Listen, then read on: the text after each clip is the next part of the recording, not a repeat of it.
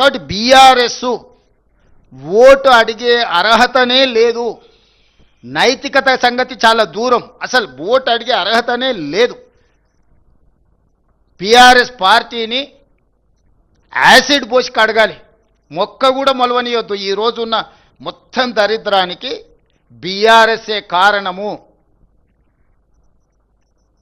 మొక్క కూడా మళ్ళీ మొలకెత్తొద్దంటే యాసిడ్ పోస్తారు. యాసిడ్ పోసి కడుగుతే కానీ ఈ రాష్ట్రానికి మున్సిపాలిటీలకు పట్టిన ఈ దుర్భరమైన పరిస్థితి నుంచి తెలంగాణ సమాజం బయటపడదు. ఇక మీరు నన్ను అడగొచ్చు, మరి మీ సంగతి ఏంటి సార్, మరి మీరు కూడా 2 ఏళ్ళు అయింది కదా అని.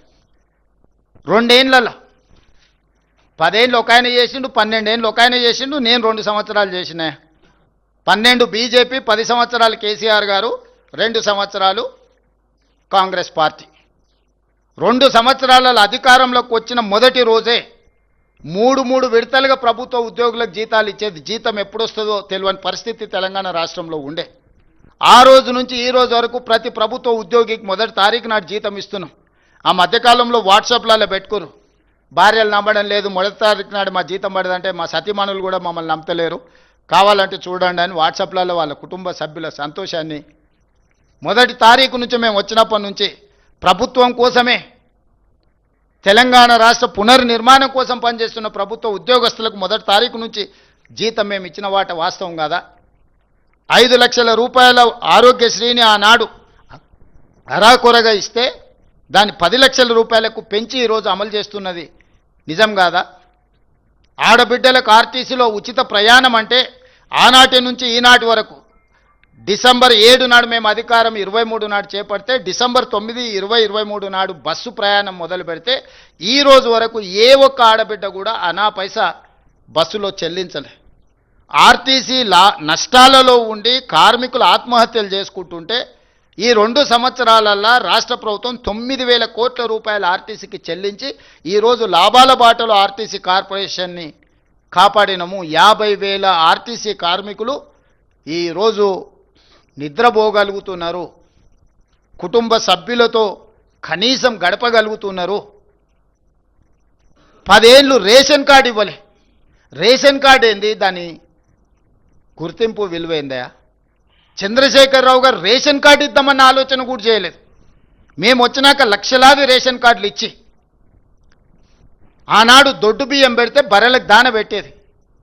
3,17,00,000 మందికి ఈరోజు తెలంగాణ రాష్ట్రంలో 3,78,00,000 జనాభా ఉంటే అందులో 3,17,00,000 మందికి ఈరోజు సన్న బియ్యము 6 కిలోలు ప్రతి వాడికి ఈరోజు ఆకలి తీరుస్తుంది మా ప్రభుత్వము. 500 రూపాయలకు సిలిండర్ ఇచ్చినము. ఆడబిడ్డలకు రాష్ట్రంలో ఉచిత బస్సు ప్రయాణానికి 9,000 కోట్ల రూపాయలు చెల్లించినము. వ్యవసాయానికి 1,15,000 కోట్ల రూపాయలు ఖర్చు పెట్టినము. 25,35,000 మంది రైతులకు 21,000 కోట్ల రూపాయలు 2 లక్షల ప్రకారం రైతు రుణమాఫీ చేసినము. 1,00,000 రూపాయలని 14లో, 1,00,000 రూపాయలని 18లో 2 సార్లు హామీ ఇచ్చి 4 విడతలని మిత్తి కూడా కట్టలేకపోయాడు చంద్రశేఖరరావు. రైతు భరోసా 9 రోజుల్లోనే 9,000 కోట్ల రూపాయలు ఖాతాలేసి రైతులకు ఒక భరోసా కలిపి హైయెస్ట్ భారతదేశంలో వరి ఉత్పత్తి చేస్తున్న తెలంగాణ రాష్ట్రం.